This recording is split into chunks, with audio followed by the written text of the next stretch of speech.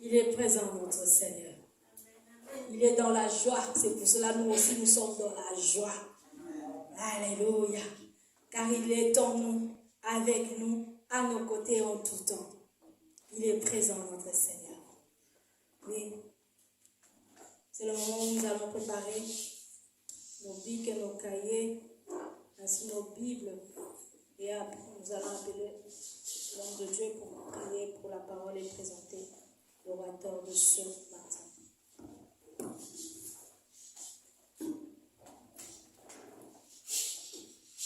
Nous allons nous lever.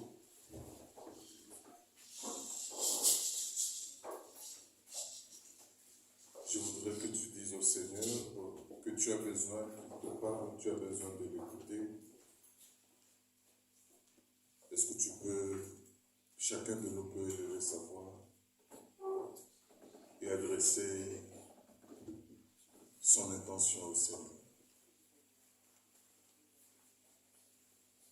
J'ai besoin de t'écouter, j'ai besoin que tu me dises quelque chose cet avant-midi, en ce jour dominical.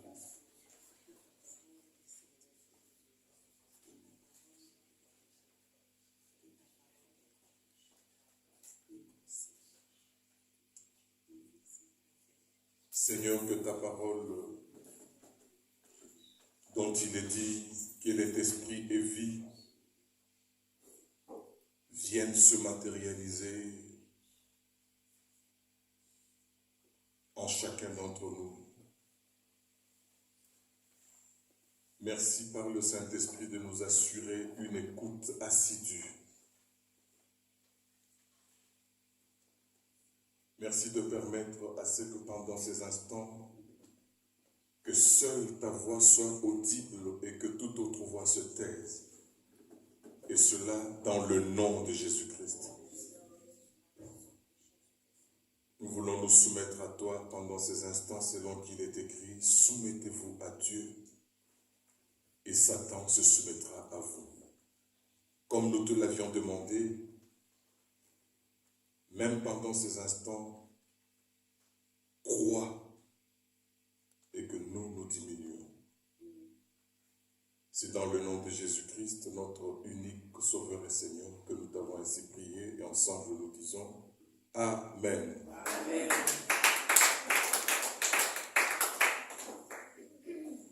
Merci, que le Seigneur soit béni. Merci les chantres. Je voudrais que nous puissions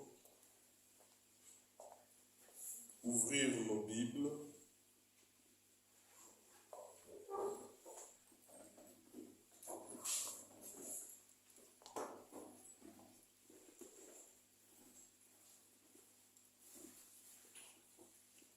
et nous allons dans le livre de Apocalypse.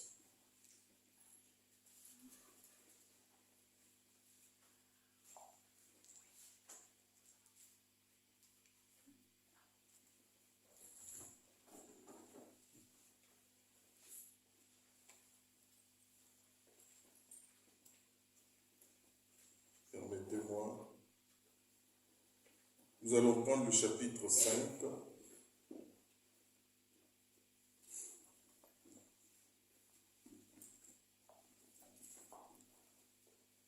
Apocalypse, c'est le premier livre de la Bible, n'est-ce pas? Vous êtes sûr? Ok. Voilà, nous allons lire à partir du début. Chapitre 5. Nous commençons avec le verset 1.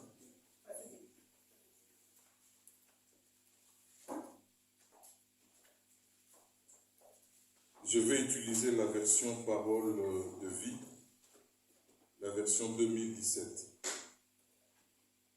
Je vois un livre en forme de rouleau. Il est dans la main droite de celui qui est assis sur le siège royal. Ce rouleau est écrit de deux côtés. Dois-je vous rappeler? Merci pour ceux qui se sont souvenus. Ce rouleau est écrit de deux côtés et il est fermé avec 7 attaches en cire. Je vois un ange, il crie d'une voix forte. Qui est digne de défaire les attaches et d'ouvrir le livre? Dans le ciel, sur la terre et sous la terre, personne ne peut ouvrir le livre, personne ne peut regarder ce qu'il y a dedans. Alors je pleure beaucoup. En effet, personne n'est digne d'ouvrir le livre. Personne n'est digne de regarder ce qu'il y a dedans. Mais un des anciens me dit, ne pleure pas. Regarde, il est vainqueur, le lion de la tribu de Juda, l'homme de la famille du roi David. Il va défaire les 7 attaches. Et nous allons au verset 9. Il chante un chant nouveau. Tu es digne de prendre le livre de vie et de défaire ses attaches. Oui, tu as été offert en sacrifice avec ton sang. Tu as racheté pour Dieu des gens de toute tribu, de toute langue et de tous les peuples et de tous les pays. Tu les as offerts à Dieu et tu as fait d'eux des membres du royaume de Dieu. Tu as fait d'eux des prêtres pour servir notre Dieu et ils seront rois sur le monde. Amen. Nous allons continuer, nous pouvons nous asseoir au fur et à mesure.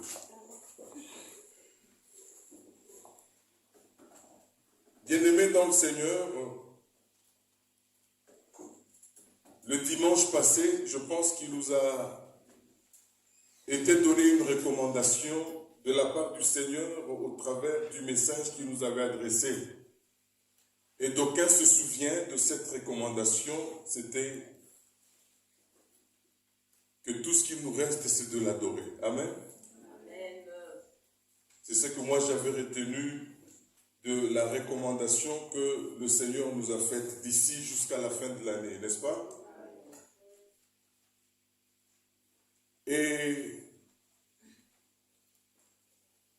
j'ai eu la ferme conviction de pouvoir, ce jour dominical, continuer sur la même lancée en parlant de l'importance de la louange et l'adoration.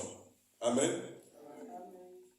Parce que c'est la recommandation que le Seigneur nous a faite d'ici jusqu'à la fin de l'année, de pouvoir l'adorer. Nous allons parler de l'importance de la louange et de l'adoration. Amen. Bien-aimés dans le Seigneur, comprendre l'importance de la louange et l'adoration va nous aider à entrer dans la connaissance de Dieu. Alléluia. Est-ce que Maman Evelyne peut regarder dans mon sac et me donner mes lunettes parce que je les ai oubliées? Amen.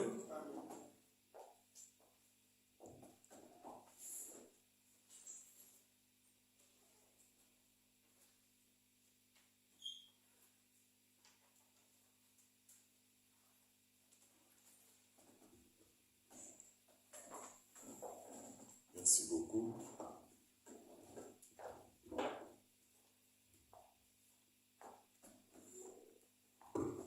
Amen. Amen. Est-ce que nous sommes là? Amen. Voilà. Vous savez, la part que Dieu a établie entre nous et lui, et je pense que dans notre marche avec le Seigneur, nous avons besoin de nous adresser au Seigneur. Nous avons besoin de marcher en communion avec le Seigneur. Et lorsque nous nous adressons au Seigneur, nous disons généralement que nous prions, n'est-ce pas? Parce que prier, c'est parler à Dieu. Prier, c'est s'adresser à Dieu. Alléluia. Et vous allez convenir avec moi que de tous ceux qui ont servi le Seigneur, personne ne peut marcher sans pouvoir recevoir des recommandations de Dieu. Parce que Dieu donne des directives. Et comment est-ce qu'il les donne? C'est au travers de la prière. La prière, bien aimé, est un moteur puissant. Si nous pouvons la comparer à une voiture, vous savez, il y a des voitures avec beaucoup de chevaux. Alléluia. Et la force et la puissance d'une voiture dépendent de ces chevaux-là. Et donc nous pouvons dire que dans une voiture, c'est vrai, la prière peut être comparée, n'est-ce pas, aux chevaux de la voiture, à la puissance de la voiture, c'est-à-dire la capacité pour cette voiture, n'est-ce pas, d'aller le plus loin possible. Et donc nous disons que le moteur, il est puissant par rapport à ses chevaux. Vous n'allez pas comparer une voiture de 70 chevaux avec une voiture de 250 chevaux. C'est très différent. Alléluia. Mais quelle que soit la puissance de ce moteur, il a besoin d'autres ingrédients pour fonctionner.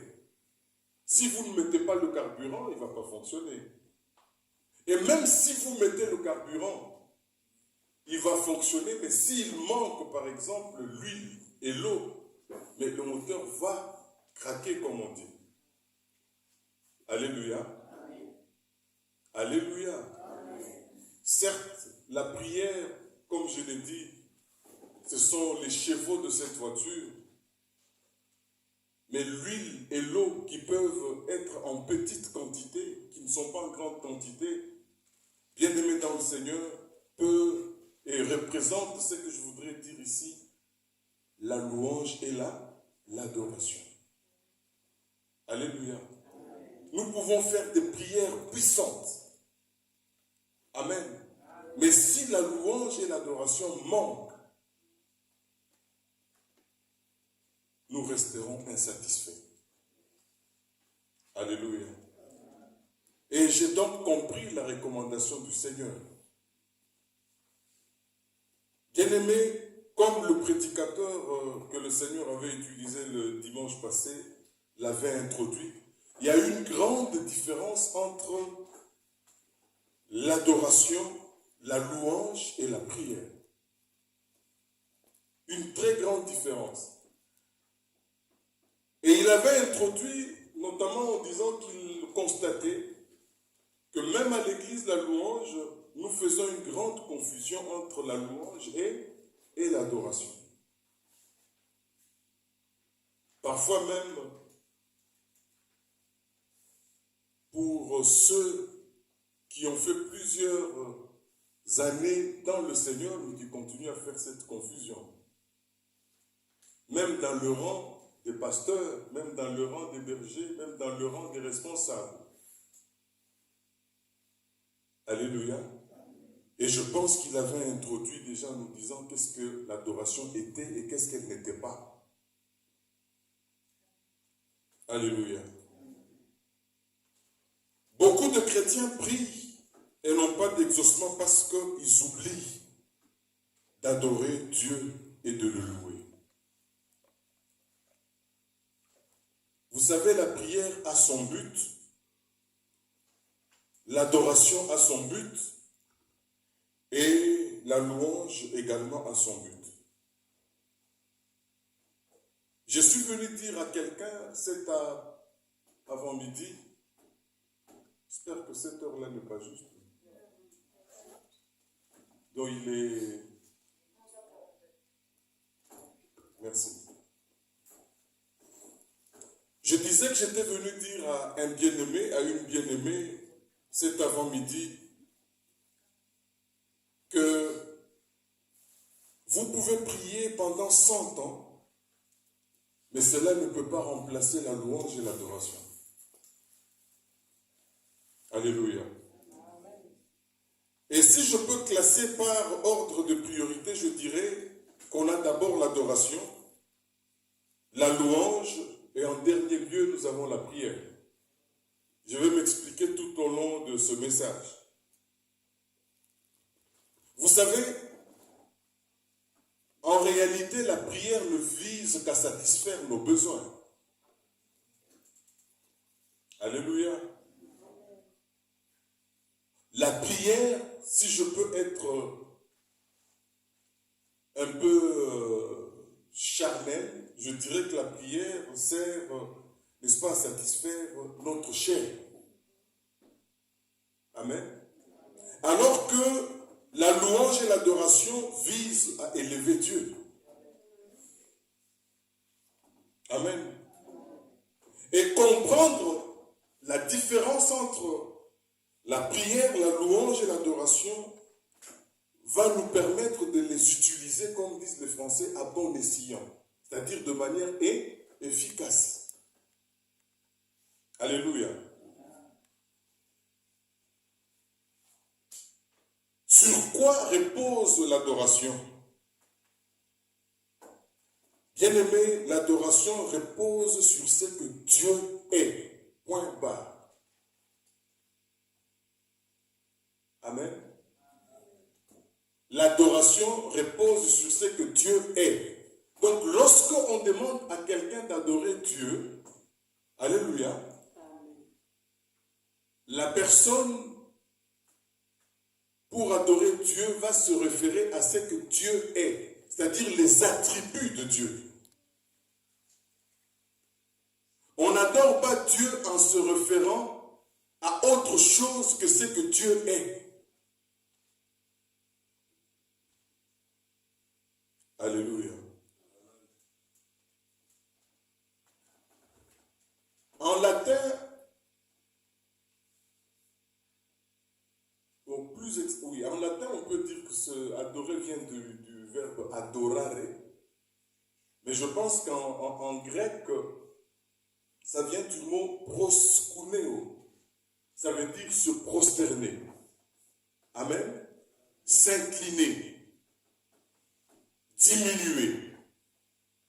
Donc en fait, l'adoration, lorsque nous la regardons de près, elle englobe même toute notre attitude. Alléluia. L'attitude de mon physique et même l'attitude intérieure, l'attitude de mon cœur. Alléluia. Dans l'adoration, nous nous livrons à Dieu. Et c'est comme ça que dans le livre d'Apocalypse 5 que nous avons lu, et même dans Apocalypse 7 que nous lirons à la maison, nous allons remarquer que les 24 vieillards dont nous parlons souvent, alléluia, la Bible dit qu'ils sont prosternés devant Dieu en jetant leur couronne. Alléluia. Et donc, la capacité que Dieu nous donne à pouvoir le magnifier avec notre âme, avec notre corps, prosterné dans sa présence et en invoquant ses attributs, en invoquant ce qu'il est. C'est cela l'adoration. Alléluia. Abraham, dans Genèse 17, il s'est jeté la face contre terre pour adorer Dieu. Amen. Bien-aimé, je n'aimerais pas m'étendre avec plusieurs mots pour que nous n'oublions pas brièvement ce qu'est l'adoration. Dans l'adoration, nous faisons allusion à ce que Dieu est. Amen. Et toute notre attitude physique et intérieure y participe. C'est pour cela que vous voyez généralement, lorsque nous voulons adorer Dieu, on nous recommande de nous agenouiller. Parce que tous les aînés qui l'ont fait, ils ont fait la même chose. Alléluia. Amen. Bien-aimés, on loue Dieu. Avant même de dire on loue Dieu, j'ai dit on loue quelqu'un parce qu'on peut louer aussi quelqu'un. Il faudrait que nous comprenions appelons cela. On loue quelqu'un pour ce qu'il a fait ou pour ce qu'il a promis de faire si on a confiance en lui. Je ne sais pas si vous comprenez. On peut ne pas avoir encore touché la chose parce que c'est une promesse. Amen. Mais on sait que cette personne-là, c'est une personne de confiance. Quand elle promet, elle réalise. On peut déjà se mettre à louer sans qu'on ait encore palpé. On est encore au niveau de la promesse, mais on est sûr, vu la personne qui a fait la promesse, que cette promesse sera tenue et on se met déjà à louer. Je ne sais pas si vous comprenez. Donc on loue quelqu'un pour ce qu'il a fait ou pour ce qu'il a promis de faire parce qu'on a confiance que cette personne, n'est-ce pas, quand elle promet, elle réalise. Alléluia. Et cela peut se traduire par des cris, cela peut se traduire par des applaudissements. Amen. Cela peut se traduire par des chants. Cela peut se traduire par des expressions d'admiration. Et parfois même, ça peut se traduire par des pleurs. Vous avez déjà vu quelqu'un, quand, n'est-ce pas, il se rend compte de ce qu'on a fait pour lui ou pour elle, il se met à pleurer. Et souvent, nous croyons que c'est ça l'adoration. Ça n'a rien à voir avec l'adoration. Quand on voit quelqu'un pleurer, on se dit tout de suite que c'est l'adoration. Non, ça n'a rien à voir. En fait, c'est l'expression d'une admiration, amen, l'expression d'un sentiment profond. Alléluia. Par exemple, tu es tombé dans l'eau et tu te noyais, tu ne sais pas nager, et tu étais déjà en train de voir ta mort certaine, et un sauveteur venu de nulle part, amen, vient te sortir de là. Et peut-être que tu avais déjà tu avais déjà avalé de l'eau et que tu es entré déjà dans ce qu'on appelle le pré-coma. Et en te sortant de là, on t'amène à l'hôpital, on te récupère, amen. Et quelques jours après, on vient te présenter quelqu'un, on dit, voici celui qui t'a sauvé. Parce que quand il t'a repêché, qu'on t'a amené à l'hôpital, tu étais inconscient. Amen. Face à cette personne, peut-être que ton sentiment de reconnaissance, ça peut être quoi? Tu pleures. Ça ne veut pas dire que tu adores cette personne.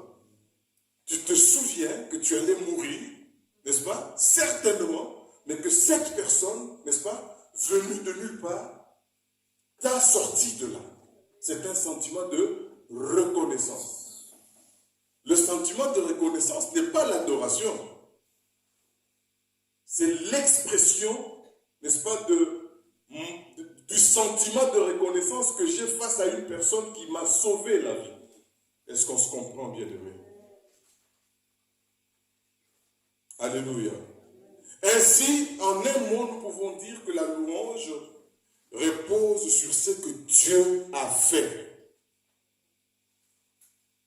L'adoration repose sur ce que Dieu est. Mais la louange repose sur ce que Dieu a fait. Quant à la prière, souvenez-vous que je les ai classés en ordre, je les avais énumérés en ordre croissant. Adoration, louange et prière. Amen. Et je les ai définis, n'est-ce pas, comme tels. Alléluia. Bien-aimé, quant à la prière, je peux dire que nous prions Dieu parce que nous avons besoin d'obtenir quelque chose auprès de lui. Alléluia. Alléluia. Donc la prière est pour soi ou pour quelqu'un d'autre, parce que nous pouvons demander soit pour nous, soit pour quelqu'un d'autre. Amen. Je prie par exemple pour mon frère, pour ma soeur, pour que Dieu intervienne dans sa vie, pour que Dieu le sauve. Amen. Pour que Dieu le tire d'une situation néfaste, où je prie pour moi-même, pour un besoin quelconque. Bien-aimé, je suis venu dire cet avant-midi qu'une personne peut prier pour une autre personne, si nous l'avons bien compris. Mais une personne ne peut pas louer ou adorer à la place de quelqu'un d'autre. Est-ce qu'on s'est compris? Est-ce qu'on se comprend? Une personne peut prier à la place de quelqu'un d'autre. Parce qu'on peut prier pour soi ou pour quelqu'un d'autre. On peut demander à Dieu d'intervenir pour soi ou dans la vie de quelqu'un d'autre. Alléluia. Mais on ne peut pas louer ou adorer à la place de quelqu'un d'autre. Alléluia. Donc lorsqu'on dit adorons Dieu, amen, je ne peux pas compter sur l'adoration du pasteur Jean ou du pasteur Amédée ou du pasteur Otema ou du berger Boss ou de maman Evelyne. Je dois compter sur moi-même. Parce que l'adoration et la louange sont personnelles.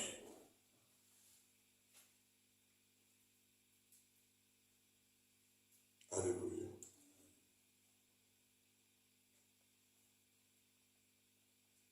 Je ne peux pas me prosterner à la place de quelqu'un d'autre.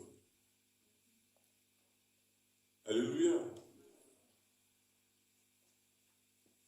Bien-aimés, et lorsque nous adorons, lorsque nous décidons d'adorer ou de louer Dieu, il est bon que nous puissions nous poser certaines questions importantes.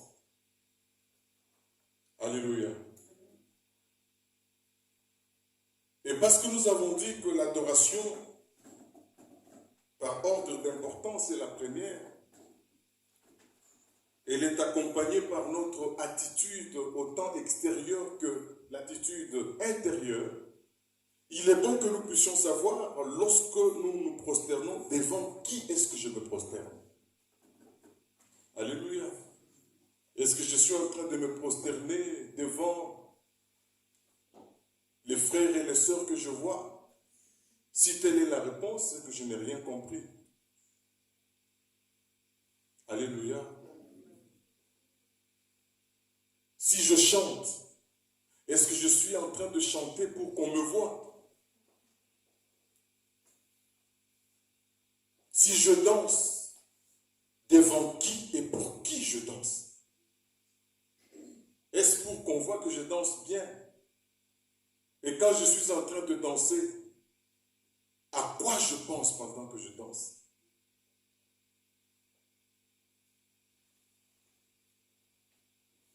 Si je joue un instrument de musique, pour qui est-ce que je suis en train de le jouer? Alléluia. Bien-aimés, si tout cela n'est pas fait au travers de ces questions,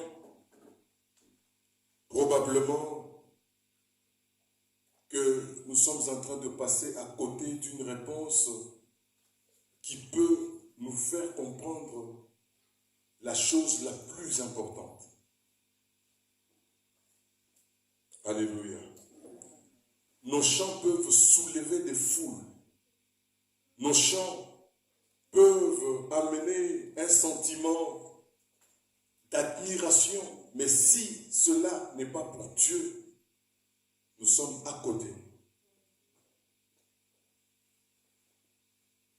Alléluia. Vous savez, il y a des sons mélancoliques au niveau des instruments qui réveillent la corde sentimentale dans notre âme. Alléluia. Mais si on enlève ce son mélancolique et qu'il y a un autre son bizarre qui ne réveille pas la corde sentimentale, est-ce que Dieu n'est pas là? Il est là. Alléluia. Est-ce que nous ne pouvons pas adorer sans musique, sans instrument? Si, nous pouvons le faire. dis pas que la musique ne doit pas être là. C'est un très bon support. Alléluia. Mais ne confondons pas, n'est-ce pas, la musique, n'est-ce pas, le sentiment que la musique réveille en nous. Il y en a certains qui croient que pour adorer, il faut que la musique soit là. Non, bien-aimé. L'adoration n'a rien à voir avec la musique. Mais la musique peut être une expression de notre adoration. Amen.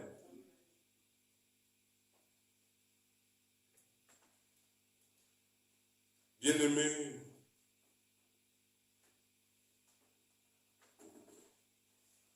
je veux vous donner ou nous donner quelques passages dans les psaumes qui nous disent ce qu'est la louange et l'adoration. Et nous allons essayer, par la grâce de Dieu, de pouvoir en tirer quelque chose. Dans le psaume 66,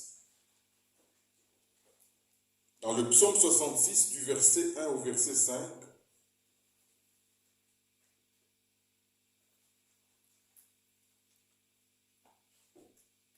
il est écrit ceci: poussez vers Dieu des cris de joie, vous tous habitants de la terre. Chantez la gloire de son nom. Célébrez sa gloire par vos louanges. Dites à Dieu que tes œuvres sont redoutables.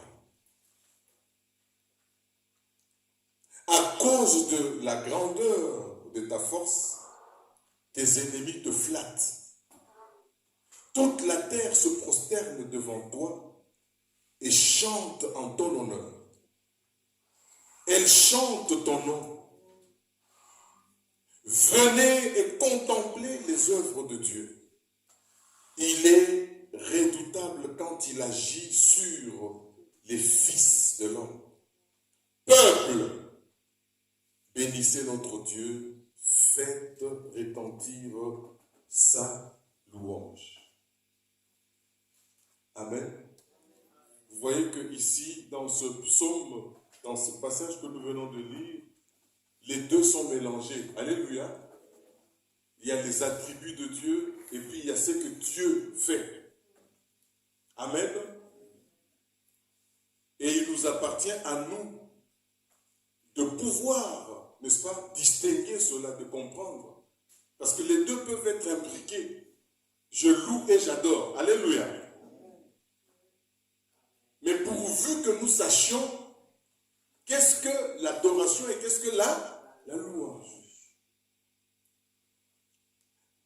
Dans le psaume 103, le verset 1 et 2, psaume 103, le verset 1 et 2, il est écrit: mon âme bénit l'Éternel. Que tout ce qui est en moi bénisse son saint nom. Mon âme bénit l'Éternel. Et je pense que nous l'avons chanté. Amen. Et n'oublie aucun de ses bienfaits. Dès que je me lève, on se lève quand? Le matin. Du moins pour les individus normaux et qui vivent sous les mêmes hémisphères. Parce que pendant que nous nous levons, il y a d'autres dans d'autres hémisphères qui sont en train de dormir. Alléluia. Dès que je me lève, avant de poser mes pieds, bien-aimés, du sol. Amen. Je loue Dieu en disant: loué soit Dieu. Alléluia. Lorsque tu commences ta journée, est-ce que tu la commences par la prière ou par la louange? Amen. Alléluia. Amen. Amen. Si nous avons l'habitude de commencer notre journée par la prière, c'est que nous faisons fausse route. Rappelons-nous que la prière, c'est pour soi, mais la louange, c'est pour Dieu. Alléluia. Bien-aimés, vous n'avez pas le droit de commencer votre journée avec la prière.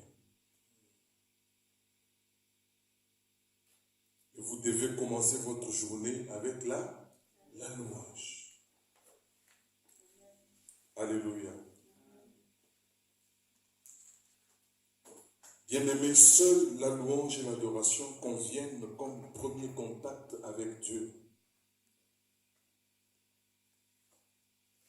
J'irai même, je serai peut-être très extrémiste en disant que 3 minutes de louange et d'adoration valent mieux que 3 heures de prière.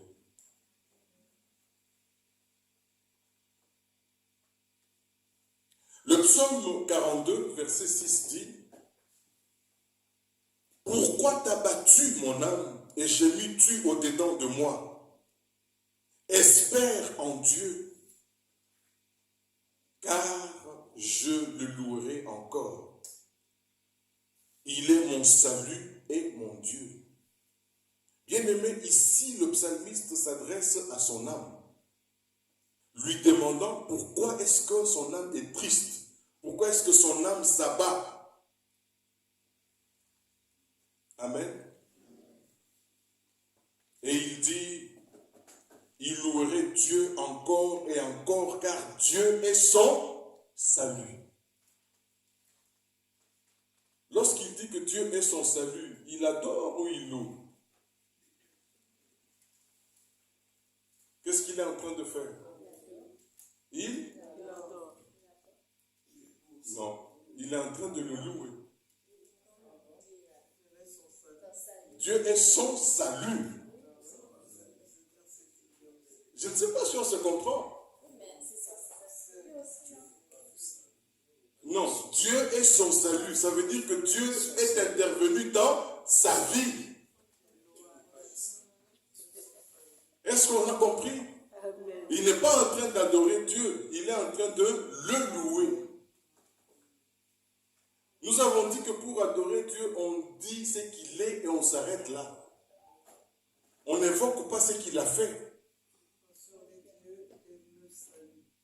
Voilà. Tout à fait. Amen. Bien-aimés, je voudrais avancer en parlant des effets de la louange. Amen. Les effets de la louange. En essayant de fouiller dans la parole de Dieu, j'ai voulu un peu savoir à quel moment le mot louange a commencé à prendre de l'importance dans la vie des gens de l'Ancien Testament, ceux que nous appelons les patriarches notamment, et même dans ceux du Nouveau Testament. Et je me suis rendu compte que la Bible nous donne une réponse à travers une femme que la Bible appelle Léa. Je pense que tout le monde connaît cette femme. C'était la fille de M. Laban et première femme de Jacob, et nous connaissons les circonstances dans lesquelles elle est devenue la femme de Jacob. Amen. Dois-je le rappeler? Je pense que nous connaissons. Et en fait, Jacob aimait Rachel. Son cœur avait choisi Rachel, mais la coutume lui a imposé d'abord Léa. Jacob n'aimait donc pas Léa, mais il aimait plutôt sa sœur. Et comme Léa savait que Jacob ne l'aimait pas,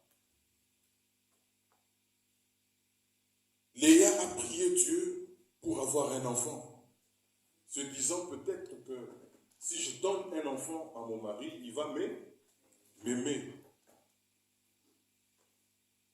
Alléluia. Elle est tombée enceinte et elle a eu un enfant parce que Dieu avait exaucé sa prière. Et l'histoire nous renseigne dans la Bible qu'elle a même donné 3 enfants mâles à son mari. Mais malgré cela, Jacob ne l'aimait toujours pas. Léa demeurait insatisfaite malgré l'exaucement de sa prière par Dieu. Alléluia. Elle a prié par 3 fois et Dieu a exaucé. Mais Jacob ne l'aimait toujours pas. Et dans Genèse 29, du verset 32 au verset 35, il nous est rapporté ceci, et c'est ce que j'ai trouvé. Il est écrit, l'Éternel vit que Léa n'était pas aimée, et il la rendit féconde, tandis que Rachel était stérile. Je pense que le pasteur Otema a l'habitude de nous rappeler qu'il y a eu plusieurs femmes stériles dans la Bible. Exactement 7, n'est-ce pas? Et que la seule qui est restée stérile jusqu'à la fin de sa vie, c'était la fille de Saoul, n'est-ce pas? N'est-ce pas? Et pour la simple raison que cette fille qui a été donnée en mariage à David après sa victoire sur Goliath, parce que le roi avait fait une promesse et il a tenu sa promesse. Et un jour, il était en train de danser pour avoir récupéré l'arche de l'alliance. Et quand David dansait, quand David louait, vous voyez l'expression de la louange dont nous avons parlé ici, chez lui c'était de manière exacerbée. Il pouvait même se coucher par terre. Il pouvait sauter. Et ça, sa femme a trouvé que ce n'est pas digne d'un roi. Alléluia. Et elle s'est moquée de quelqu'un qui était en train de louer Dieu. Alléluia. Et elle est restée stérile jusqu'à la fin de ses jours. C'est pour ça que j'ai l'habitude de dire, lorsque tu loues Dieu, loue-le de manière à ce que tes ennemis deviennent stériles. C'est à partir de là. Parce que si tes ennemis deviennent stériles, n'est-ce pas? Tous leurs complots contre toi seront stériles. Amen. Alléluia. Alléluia. Lorsque tu sais que tu as des ennemis, alors loue Dieu très bien. Parce que cela va susciter leur moquerie. Alléluia. Et en se moquant de toi qui es en train de louer Dieu, la stérilité va les frapper. Alléluia. C'était juste une petite diversion. Je reviens au texte que nous étions en train de lire. Léa vit que l'Éternel vit que Léa n'était pas aimée et il la rendit féconde tandis que Rachel était stérile.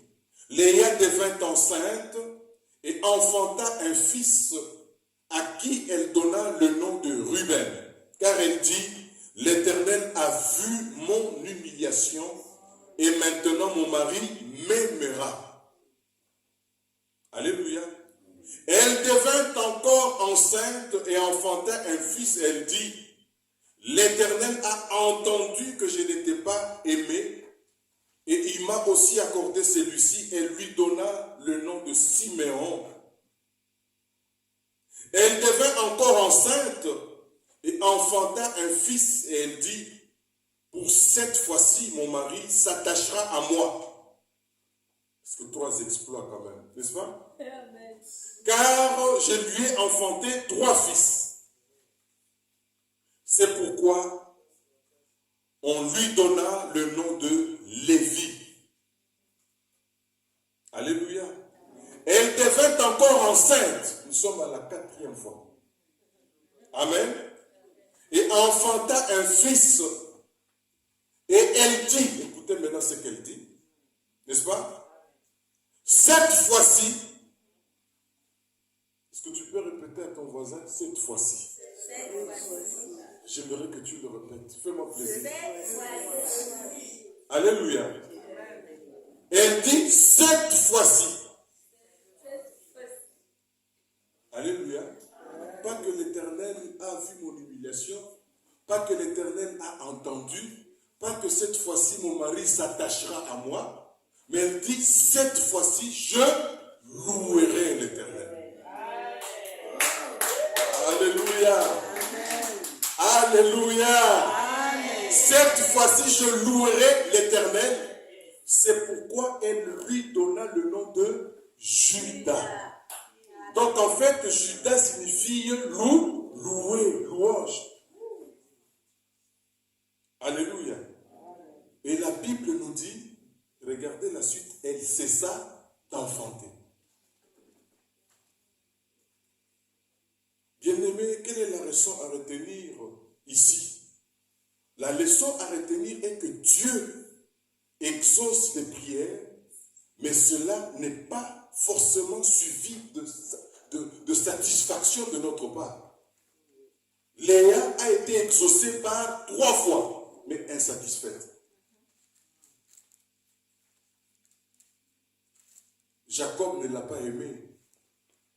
Après l'exaucement de ses prières, elle est restée insatisfaite malgré les prières exaucées. Alléluia. Bien-aimés, beaucoup nous prions et nous sommes parfois exaucés, mais nous restons insatisfaits.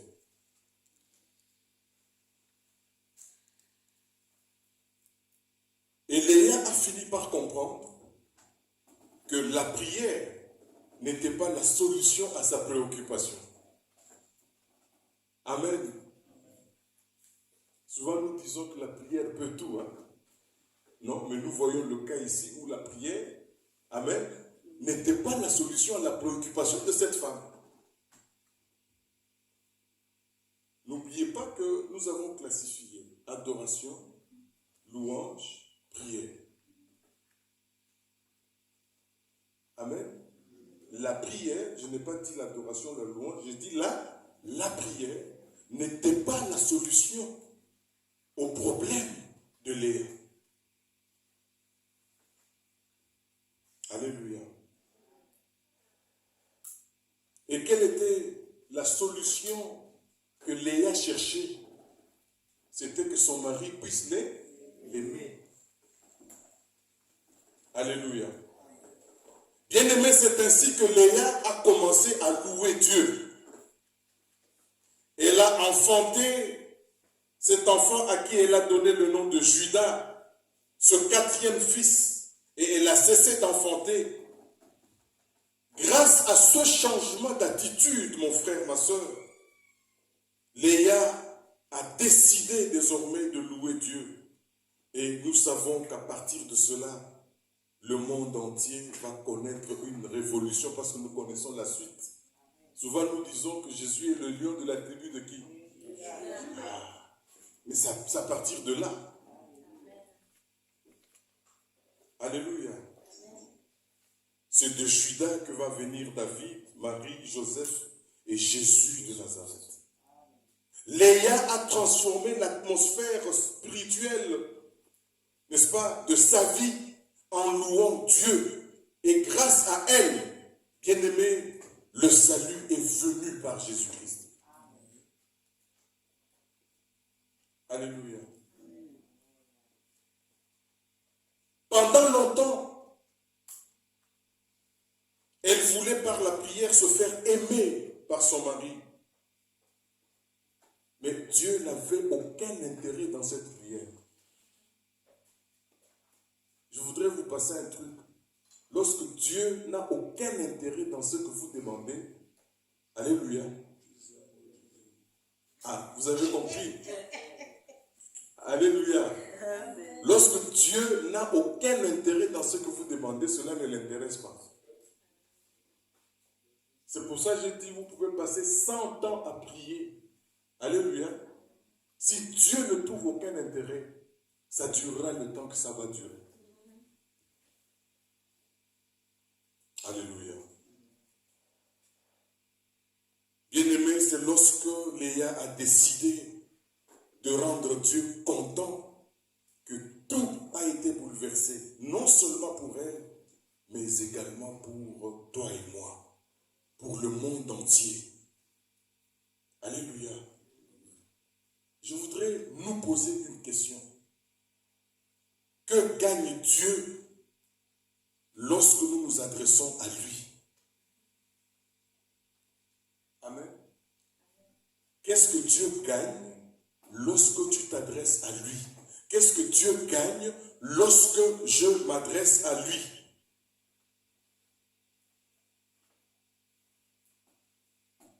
Je suis venu dire à quelqu'un et à moi-même que Dieu habite dans la louange.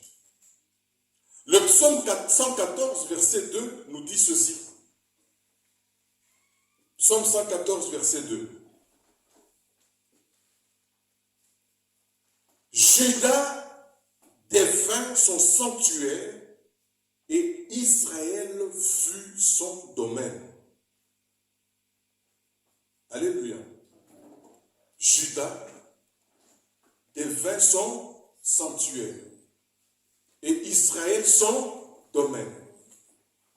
Je ne sais pas si vous connaissez la différence entre un domaine et un sanctuaire. Un domaine, il est large. Alléluia. Alléluia. Mais le sanctuaire, c'est là où on passe son intimité. Donc on peut dire que c'est vraiment sa chambre. Est-ce que vous comprenez? Vous pouvez avoir une très très grande maison, n'est-ce pas?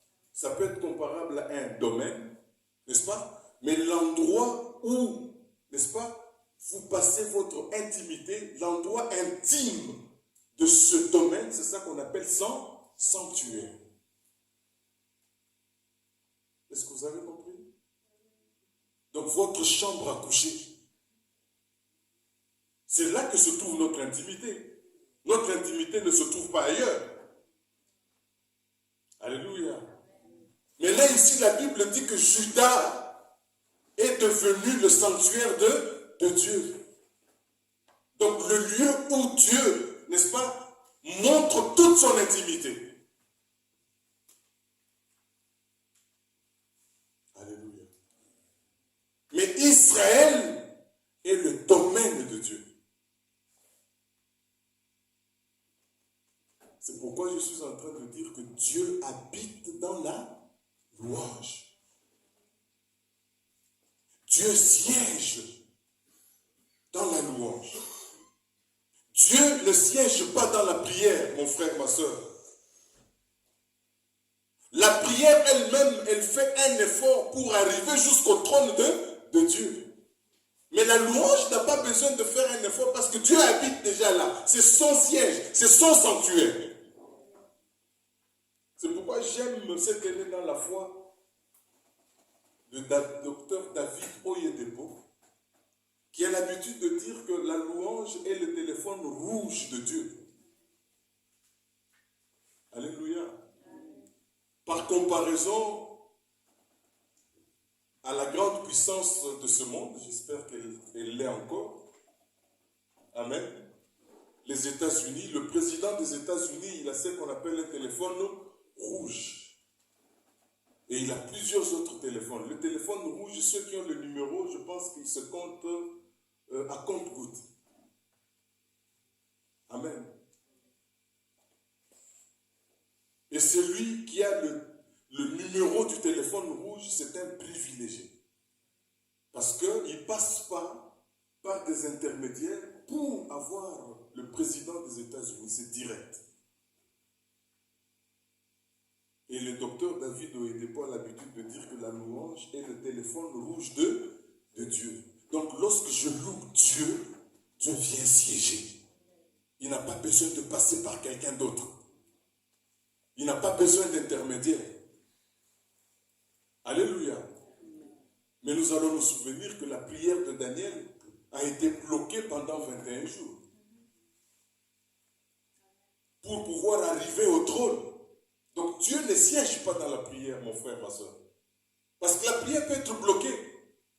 La Bible dit que lorsque nous élevons nos mains, lorsque nous prions, nous devons avoir des mains pures. Mais si mes mains sont sales, est-ce que la prière va arriver? Non.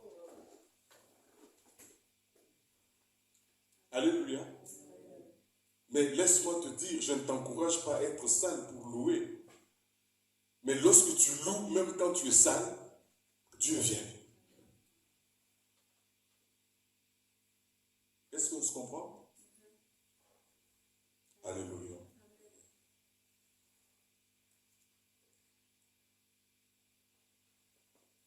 Vous savez, Dieu, dans le psaume 22,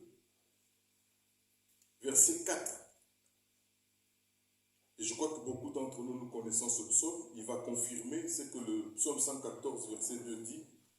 Pourtant, tu es le Saint, tu sièges au milieu des louanges d'Israël. Alléluia. Dieu ne siège pas au milieu de la prière. Bien-aimé, Dieu déplace son trône et vient s'asseoir au milieu de nos louanges. Et le psaume 70, le verset 2 affirme, Dieu est connu en Juda. Son nom est grand en Israël. Quand on dit Dieu est connu en Juda, cela voudrait dire quoi? Que Dieu se révèle à ceux qui le louent. Parce que nous avons dit que Juda signifie louange. N'oublie jamais cela. Alléluia. Dieu est connu en Juda, donc Dieu se révèle à ceux qui le louent. N'importe qui peut dire que Dieu est grand, mais rares sont ceux qui connaissent Dieu. Alléluia. Ceux qui le connaissent, ce sont ceux qui le louent. Et dans 2 Chroniques 5, le verset 2, il nous est rapporté, au moment où les sacrificateurs sortirent du lieu saint, car tous les sacrificateurs présents s'étaient sanctifiés, sans observer l'ordre des classes, et tous les Lévites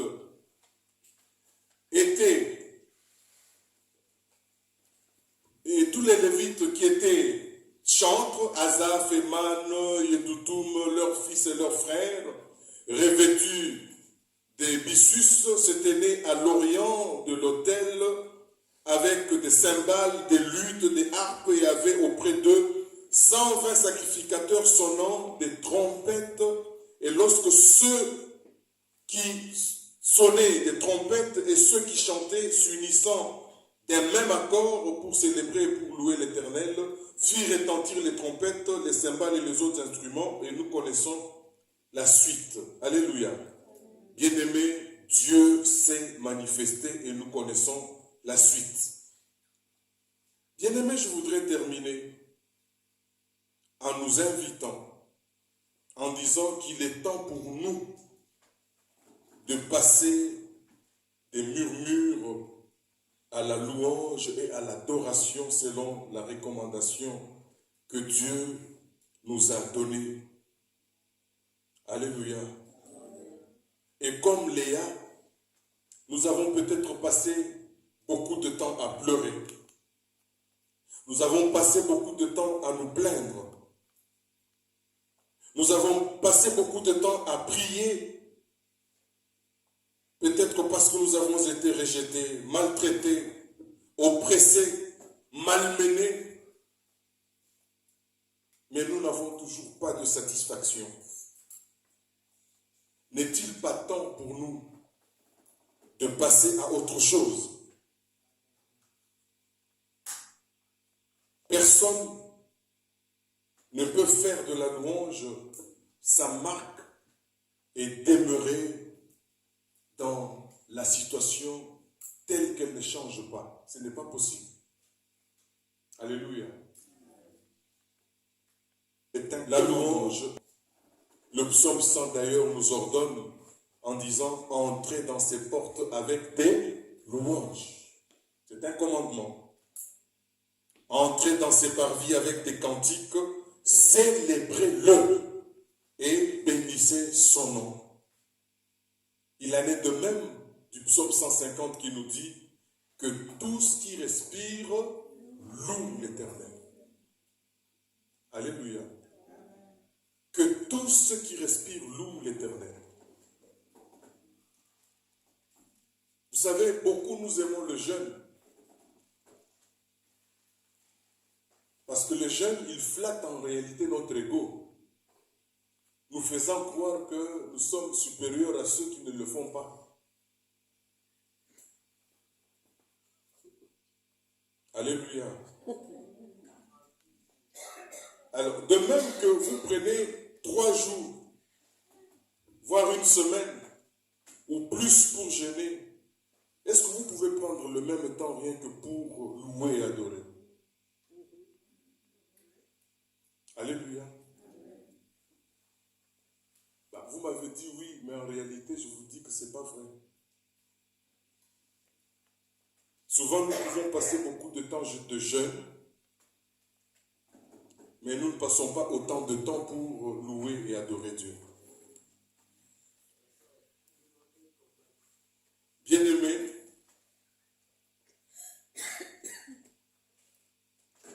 Jérémie a passé son temps à se plaindre, mais lorsqu'il a compris, il s'est dit, voici ce que je vais me rappeler maintenant, c'est que les bontés de l'Éternel ne sont pas épuisées. Alléluia. Et il est bon d'attendre en silence le secours de l'Éternel. Je voudrais terminer, parce que le temps me presse malheureusement. Bien-aimé, le psaume 23 me paraît aussi un bon témoignage.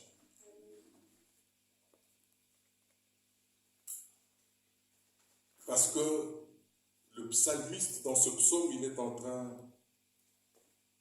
de glorifier le nom de Dieu.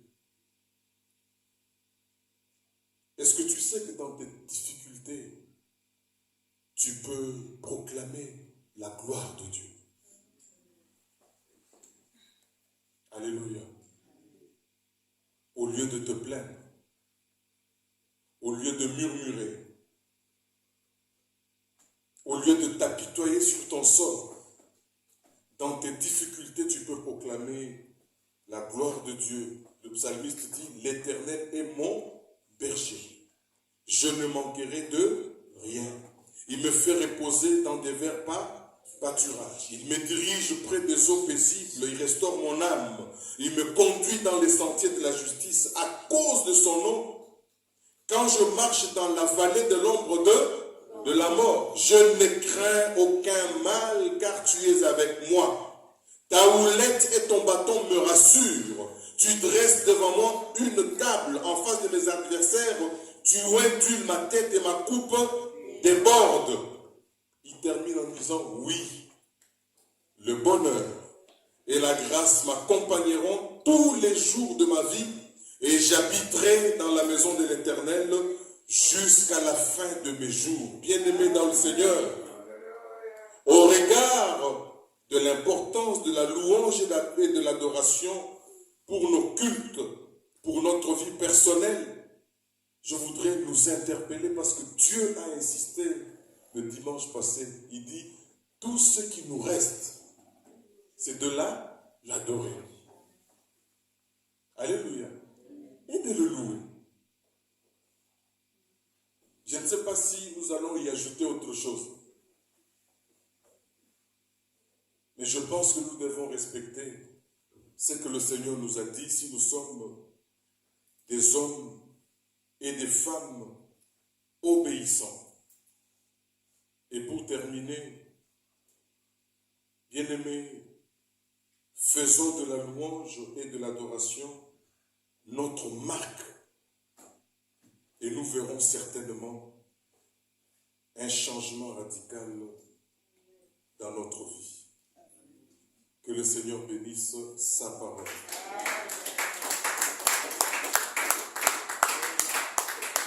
Nous allons nous tenir debout. Nous allons prendre quelques minutes de prière.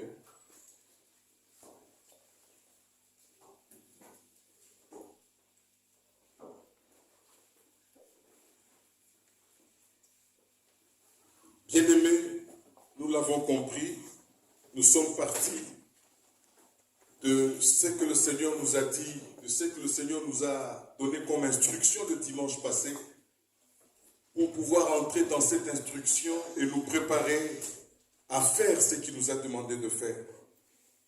Et si nous voulons voir Dieu agir rapidement, faisons de la louange et de l'adoration notre marque, car c'est là qu'il siège. Et dans les temps difficiles, Dieu nous demande de le louer. Dieu ne nous demande pas de nous plaindre. Est-ce que quelqu'un peut élever sa voix et dire au Seigneur, Seigneur, tu as dit qu'il me reste à t'adorer pour le temps qui nous sépare d'ici la fin de l'année. Je voudrais être un fils, une fille obéissante. Nous prions le Seigneur. Seigneur, tu nous as recommandé, tu as insisté. Je voudrais être simplement obéissant. Josaphat et son peuple ont vaincu une foule immense d'ennemis grâce à la louange uniquement, alors que leur défaite était imminente. Ils se voyaient déjà infliger cette défaite, mais grâce à la louange et à l'adoration, tu les as sortis de là. Je voudrais être obéissant. Bien-aimés, nous avons compris que la prière est pour soi, mais la louange et l'adoration sont pour Dieu. Dieu trouve son intérêt dans la louange et l'adoration. Nous nous sommes posé de bonnes questions et nous y avons répondu. Qu'est-ce que Dieu gagne lorsque je prie? Mais qu'est-ce que Dieu gagne lorsque je prie? Qu'est-ce que Dieu gagne lorsque je loue et lorsque j'adore? Bien-aimés, nous allons prendre la résolution de pouvoir toujours rechercher l'intérêt de Dieu. Et cet intérêt se trouve dans la louange et l'adoration. Pas que nous n'allons plus prier, nous allons continuer à prier parce que Dieu nous l'a recommandé. Mais nous voulons agir en obéissance telle qu'il nous a instruit le dimanche passé. Et nous voulons lui dire, Seigneur, nous voulons que tu gagnes toujours. Nous élevons nos voix et nous prions. Seigneur, que tu puisses gagner. Et je sais que tu gagnes lorsque je loue. Je sais que tu gagnes lorsque j'adore. Sois toujours le gagnant. Et pour cela, Seigneur, tu voudrais que je puisse être celui qui te loue, celui qui t'adore. Paul et Silas, et Paul, le grand intercesseur que nous connaissons, bien-aimés, ils ont ébranlé les portes de la prison dans laquelle ils étaient enfermés et enchaînés, non pas par l'intercession, non pas par la prière, mais ils ont ébranlé les portes de la grande prison, bien-aimée, par la louange. Voilà pourquoi nous allons demander au Seigneur et lui dire, dans les difficultés de nos vies, dans les contrariétés de nos vies, dans les prisons de nos vies, nous voulons être de ceux qui te louent. Nous prions le Seigneur. Alléluia.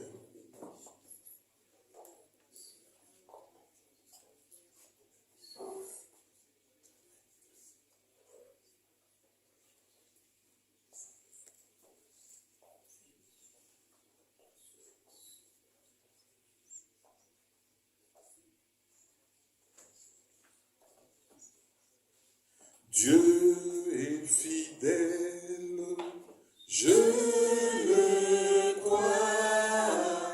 Dieu est fidèle, je le crois.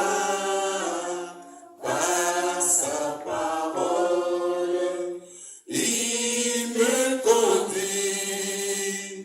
Dieu est fidèle et je peux compter sur lui. Telle est notre prière, Seigneur, nous voulons compter sur toi. Nous voulons être obéissants, tu nous as instruits. Nous savons que tu es fidèle. Sois béni, sois glorifié. Dans le nom de Jésus-Christ, nous t'avons ainsi prié. Amen.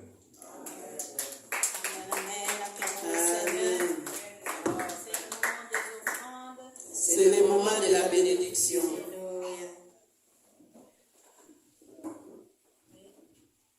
Nous allons donner nos offrandes ultimes et nos libéralités pour que la mission de la maison du Seigneur ne puisse point manquer. Amen.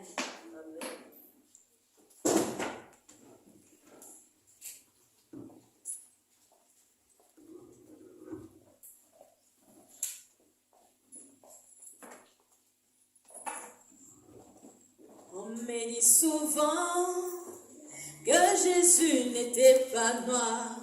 On me le répète, il était tout blanc. Jésus était juif, il n'était pas de ma race. Même moi, tout ce que je sais, il mourut pour moi. Je ne l'ai pas vu, il vécut il y a 2000 ans. Mais l'on me demande pourquoi je l'adore.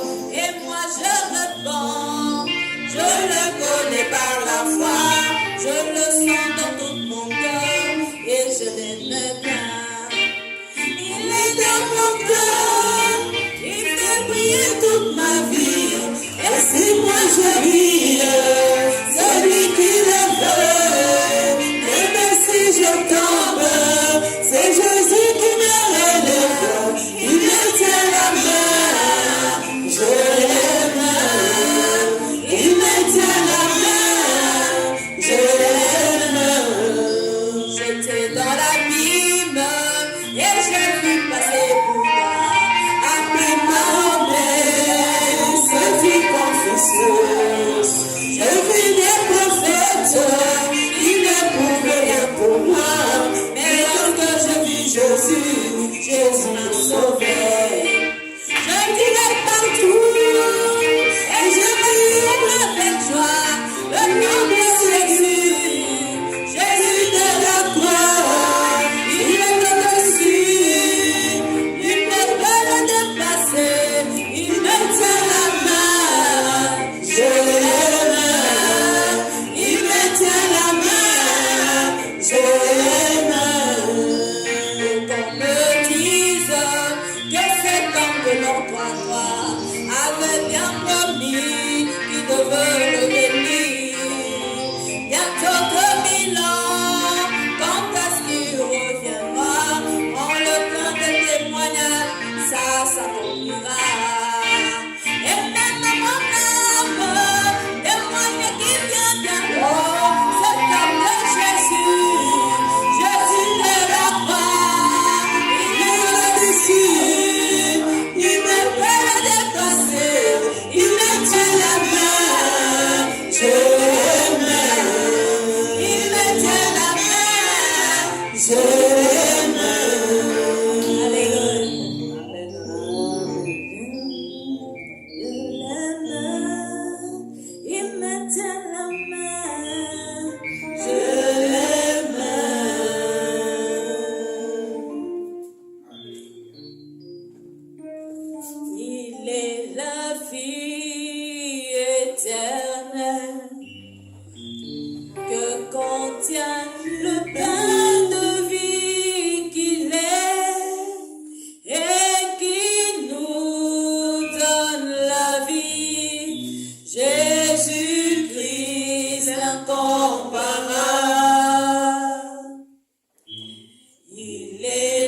vie éternelle que contient le pain de vie qu'il est et qui nous donne la vie.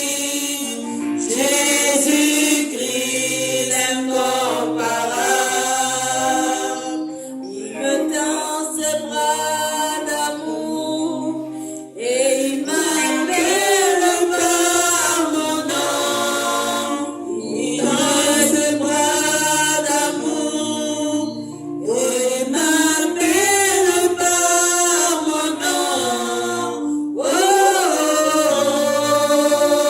Jésus, tu es plein d'amour. Seigneur mon Dieu est incomparable.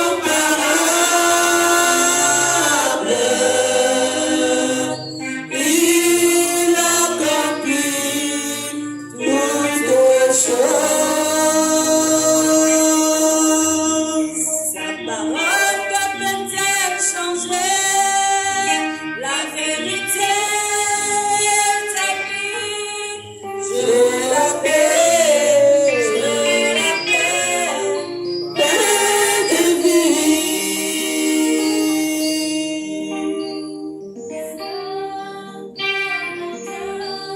Est incomparable. Il accomplit toutes choses. Oh, que peut-elle changer? La vérité établie. J'ai la paix de vie.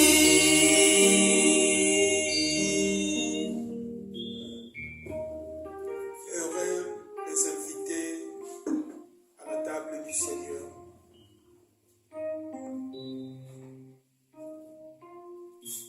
Peuvent prendre part à ces repas du Seigneur tous ceux qui ont été baptisés par immersion. Et nous rendons grâce à Dieu parce qu'il agit abondamment au milieu de son peuple au travers de cette sainte scène. Mais la parole de Dieu nous dit aussi qu'il y a beaucoup d'infirmités au milieu de son peuple parce que beaucoup prennent la sainte scène étant indignes.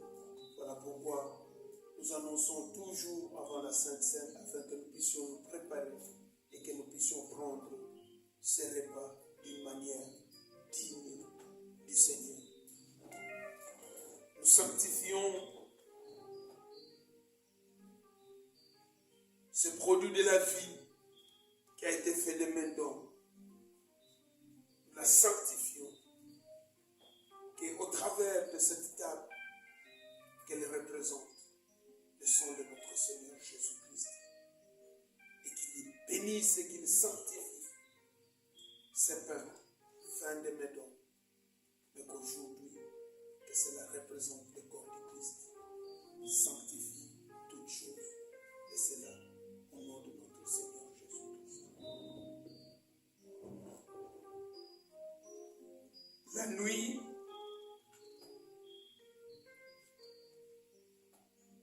où il fit livrer, notre Seigneur Jésus-Christ prit le pain. Il le rompa et le donna à ses disciples en disant: ceci est mon corps, prenez-le, il sera livré pour vous.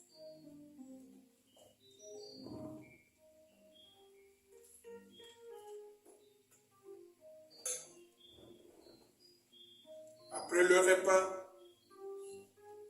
il prit la coupe, après avoir rendu grâce à Dieu, il les donna à ses disciples en disant: voici la coupe de mon sang, le sang de la nouvelle alliance qui sera versé pour vous pour la rémission du péché.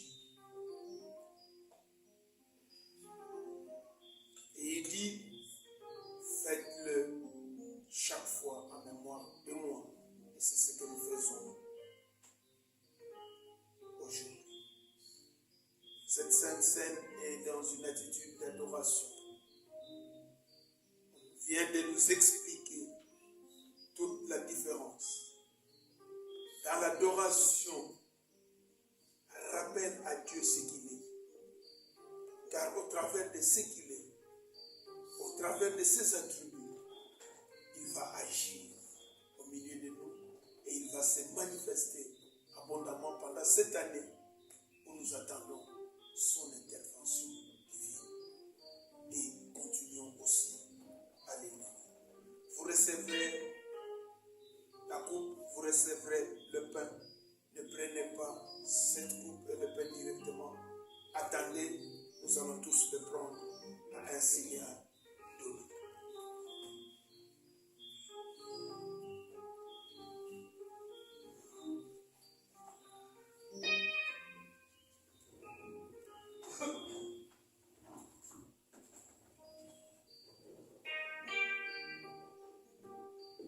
Namo na yo Yesu.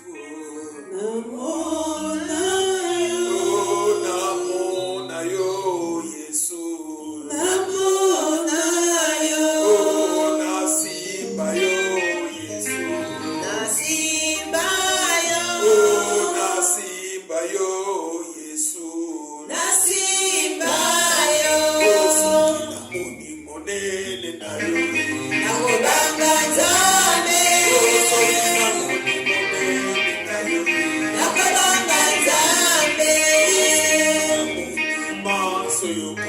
Nakobanga Zambe,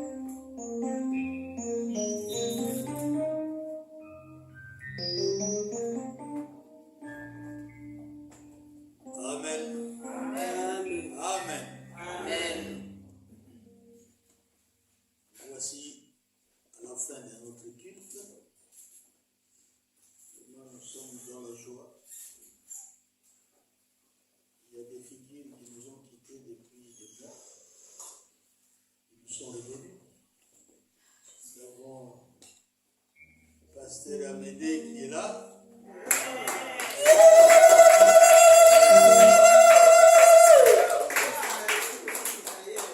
Papa, nous sommes dans la joie. C'est moi. Je t'aime de l'amour du Seigneur. Oui, je t'aime de l'amour du Seigneur. Car je vois en toi la gloire de mon roi. Oui, je t'aime de l'amour du Seigneur. Oh oui, je t'aime, oui, je t'aime de l'amour du Seigneur. Oh oui, je t'aime, oui, je t'aime de l'amour du Seigneur. Car je vois en toi la gloire de mon roi. Oui, je t'aime de l'amour du Seigneur.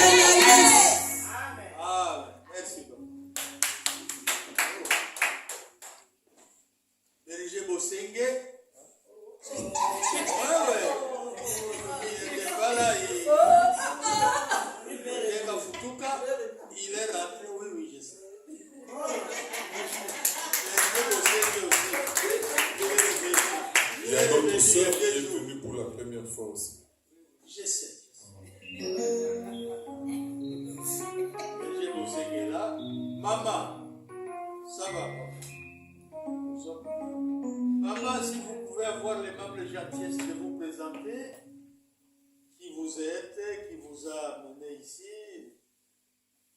Et nous avons cette soif-là de vous connaître. La sœur Gladys. Vous venez d'où, maman? Je viens de Wilbur.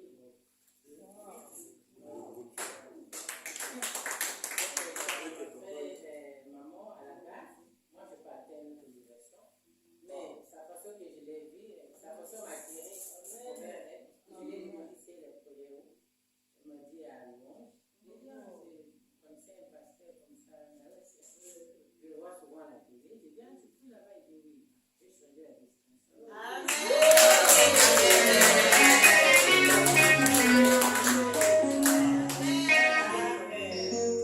Tototina esengo, Tototina esengo,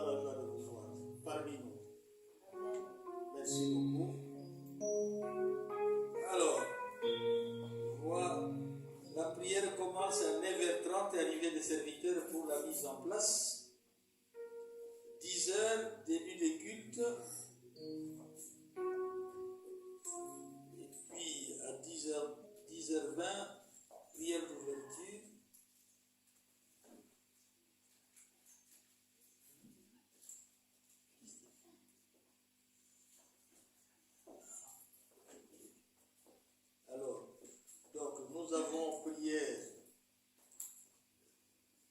en ligne le mercredi à partir de 18h et le vendredi à partir de 19h. Et le dimanche, nous sommes ici à partir de 9h30, 9h45. Le temps de nettoyer la salle. L'intercession, Il faut arriver à 9h45, pas avant 9h45. il y a l'intercession le samedi, l'intercession lundi. Si vous avez des cas à soumettre, les intercesseurs, ils sont là pour tous les cas qui nous concernent, qui concernent nos familles. Amen. Amen. Vous levez pour prier. Tendre Père très saint, nous te remercions, nous te rendons grâce. Toi qui as commencé ce culte avec nous, tu as cheminé avec nous, tu viens de terminer avec nous. Tire toute gloire qui t'est due, Papa. Et cette parole enrichissante nous accompagne, qu'elle soit gravée dans nos cœurs. C'est toi notre Dieu, nous n'avons pas un autre Dieu en dehors de toi. voudrais que nous t'adorions, Seigneur, qu'il en soit ainsi. Qu'il en soit ainsi, Papa, fais de nous des véritables adorateurs.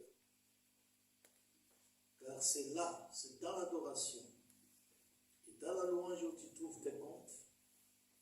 Et nous voulons t'adorer. Ne nous abandonne pas, garde-nous fidèles à toi, que nous demeurions tes enfants et que toi tu demeures notre Père. En ces temps de la fin, nous avons besoin de ton secours. Seigneur, bénis tout ce qui était apporté dans ta maison, les dîmes, les offrandes, les actions de grâce, que cela serve à l'avancement de ton œuvre. Bénis ton Église et fais régner la paix, l'unité, l'amour. Bénis nos activités, nos projets. Bénis nos familles respectives. Et tire encore toute gloire qui t'est due. Sois avec nous tout au long de la semaine qui commence, que nous prophétisons belle. Garde-nous fidèles à toi. Au nom de Jésus-Christ, notre Sauveur et notre Seigneur, dont avons ainsi